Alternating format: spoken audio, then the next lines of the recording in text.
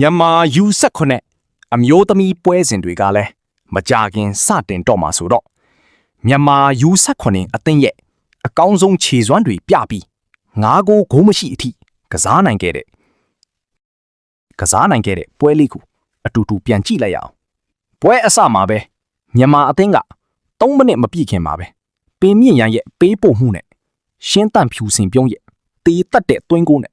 စတင်ဥဆောင်နိုင်နေခဲ့ပါတယ်ဒီနေရာမှာပင်မြင့်ရန်အရန်တော်တယ်နော်တေချာပြန်ကြည့်ရအောင်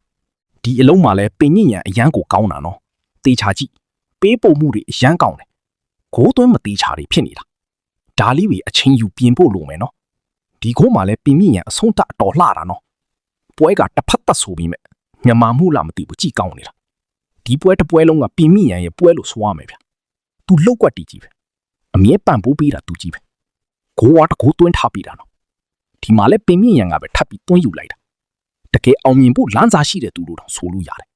ဒီမှာဆိုလဲလိန်ခေါက်ဆွဲပြေးပြီးကိုကန်ထဲတာကြာလာတော့မာကာအိုဂိုးသမားလေးတောင်တနာမိလာတယ်ဗီဒီယိုလေးကတော့ဒီလောက်ပါပဲအတူတူကြည့်ပေးကြလို့ကြီးစုအများကြီးတင်ပါတယ်တရက်နေ့ပွဲကြမှာထပ်တင်ပြီးမယ်နော်အကောက်လေး follow ထားပြီ